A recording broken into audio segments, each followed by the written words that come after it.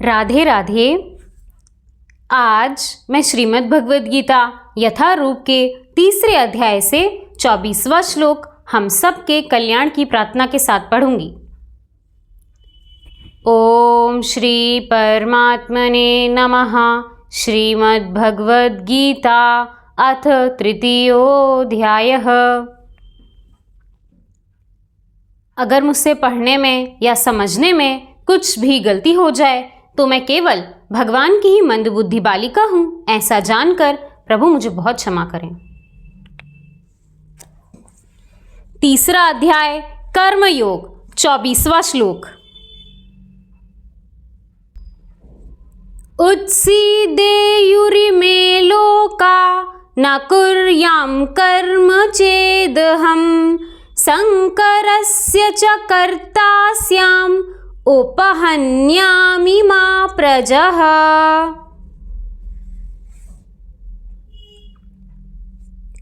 यदि मैं नित्य कर्म ना करूं तो ये सारे लोग नष्ट हो जाएं। तब मैं अवांछित जन समुदाय वर्ण संकर को उत्पन्न करने का कारण हो जाऊंगा और इस तरह संपूर्ण प्राणियों की शांति का विनाशक बनूंगा।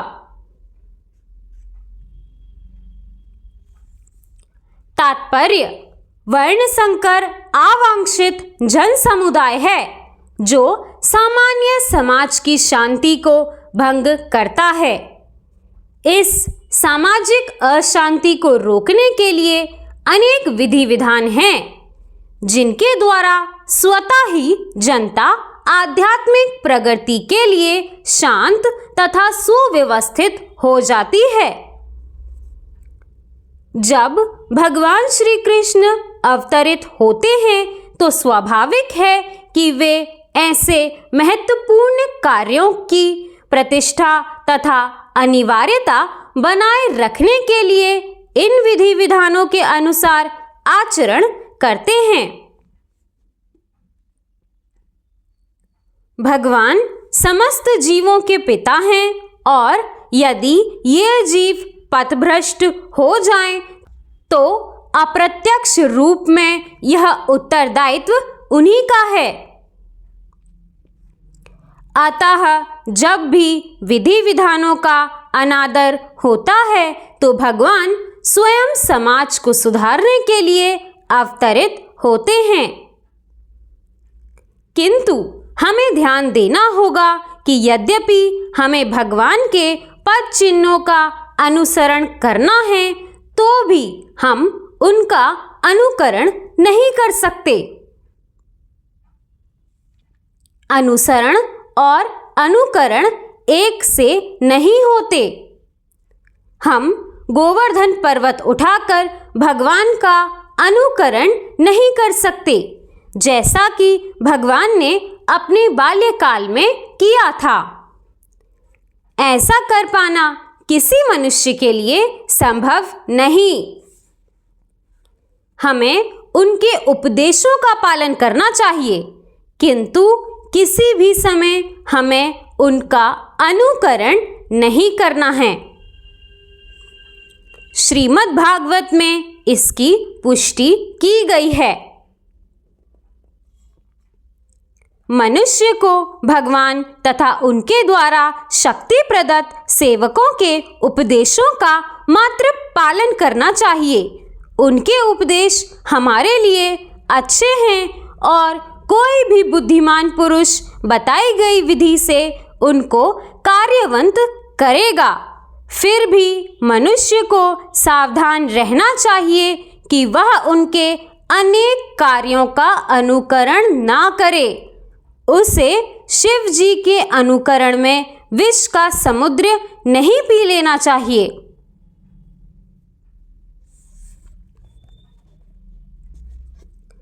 हमें सदैव ईश्वरों की या सूर्य तथा चंद्रमा की गतियों को वास्तव में नियंत्रित कर सकने वालों की स्थिति को श्रेष्ठ मानना चाहिए। ऐसी शक्ति के बिना कोई भी सर्वशक्तिमान ईश्वरों का अनुकरण नहीं कर सकता। शिव जी ने सागर तक के विष का पान कर लिया, किंतु यदि कोई सामान्य व्यक्ति विष की एक बूंद भी पीने का यत्न करेगा तो वह मर जाएगा। शिव जी के अनेक शग्न भक्त हैं जो गांजा तथा ऐसे ही अनेक मादक वस्तुओं का सेवन करते रहते हैं, किंतु वे यह भूल जाते हैं कि इस प्रकार शिव जी का अनुकरण करके वे अपनी मृत्यु को निकट बुला रहे हैं। इसी प्रकार भगवान श्री कृष्ण के भी अनेक शग्न भक्त हैं जो भगवान की रास लीला या प्रेम नृत्य का अनुकरण करना चाहते हैं, किंतु यह भूल जाते हैं कि वे गोवर्धन पर्वत को धारण नहीं कर सकते। अतः सबसे अच्छा तो यही होगा कि लोग शक्तिमान का अनुकरण ना करके केवल उनके उपदेशों का पालन करें, ना ही बिना योग्यता के किसी को उनका स्थान ग्रहण करने का प्रयत्न करना चाहिए। ऐसे अनेक ईश्वर के अवतार हैं जिनमें भगवान की शक्ति नहीं होती। राधे राधे।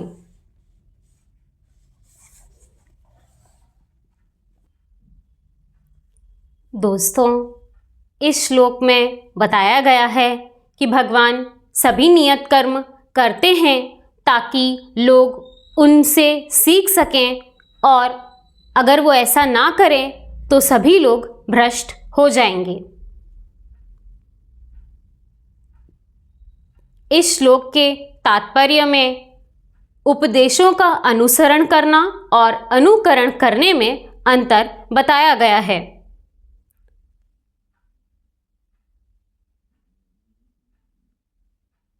यहाँ पर साफ साफ बताया गया है कि हम भगवान की देखा देखी उनकी शक्तियों से नहीं कर सकते।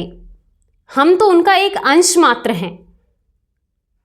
उनकी शक्तियों से हम की बराबरी हम नहीं कर सकते।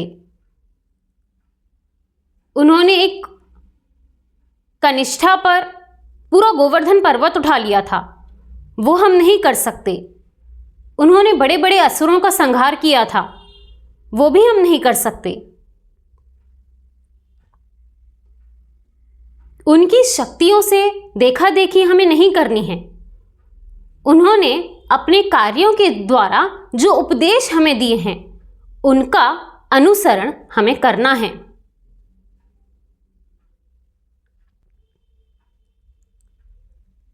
यहाँ पर हमारे भगवान भोलेनाथ की भी बात की गई है।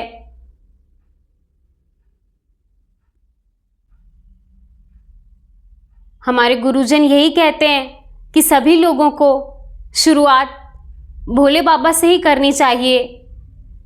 उन्हीं से हमें शक्ति मिलती है, शांति मिलती है, और सहनशीलता क्या होती है ये हम उन्हीं से सीखते हैं। दोस्तों, महादेव की भक्ति करने पर जो शक्ति, जो मानसिक शांति और जो साहस हमें मिलता है उसका वर्णन कर पाना तो संभव ही नहीं है। जैसा इस श्लोक के तात्पर्य में बताया गया है कि हमारे महादेव के कई ऐसे छद्म भक्त हैं जो गांजा और नशा आदि का सेवन करते हैं, ये बोलकर कि ये सेवन भगवान भी करते हैं, तो भगवान ने तो विष भी पिया था, क्या आप पी सकते हैं? और मेरे लिए ये सबसे बड़े दुर्भाग्य की बात है कि मैंने कई ऐसे महादेव के भक्त देखे हैं जो जैसा कामदेव नचा रहे हैं वो वैसा ही नाच रहे हैं। मेरे मन में उनको देखकर एक सबसे बड़ा प्रश्न ये आता है कि आप कौन से महादेव की भक्ति कर रहे हो? महादेव ने तो कामदेव को भस्म ही कर दिया था। हमारे महादेव की बस यही छवि मेरे हृदय पर अंकित है कि उन्होंने कामदेव को ही भस्म कर दिया था। कामदेव जो पूरी दुनिया को नचा रहे हैं।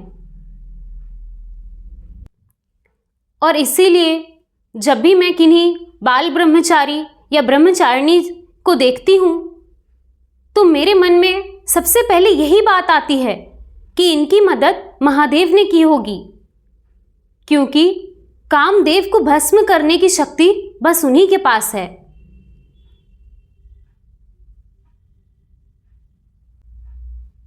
कहते हैं कि कामदेव को यह आशीर्वाद मिला है कि वो जैसे चाहें वैसे दुनिया को नचा सकते हैं। और हम ये चीज प्रत्यक्ष रूप से देखते भी हैं कि कामदेव नचाने पर आते हैं तो व्यक्ति अपना सब कुछ गवा बैठता है।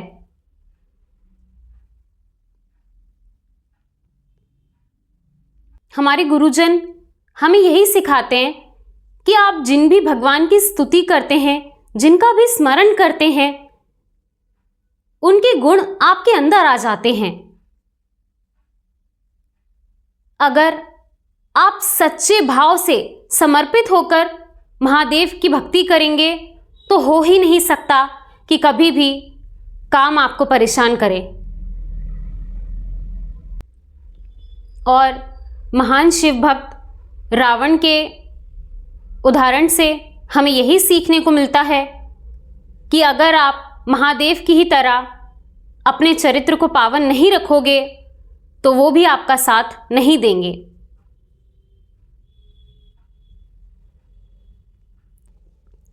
इसीलिए दोस्तों, अपने स्वार्थ के हिसाब से भगवान का चरित्र चित्रण करना एक बड़े महापाप की श्रेणी में आता है।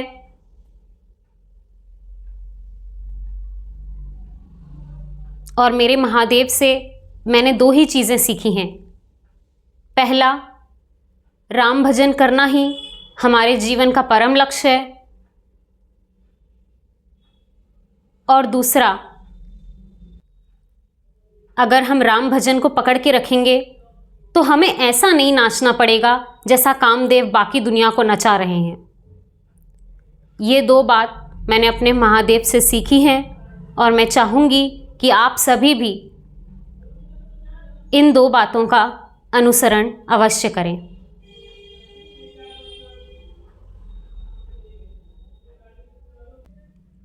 और श्री रामचरितमानस जी की एक बहुत सुंदर चौपाई है। महिमा नाम रूप गुण गाथा, सकल अमित अनंत रघुनाथा, निज निज मति मुनि हरि गुण गावही, वेद शेष शिव पार न पावही। इसका मतलब है श्री रघुपति के नाम गुण गाथा अनंत हैं, भगवान स्वयं ही अनंत हैं। और जो भी सही मति वाला मुनि भगवान के गुण गाता है, स्वयं वेद, शेषनाग और शिव जी भी उसका पार नहीं पाते।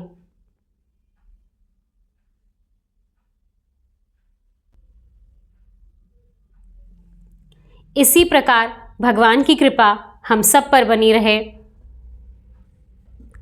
राधे राधे।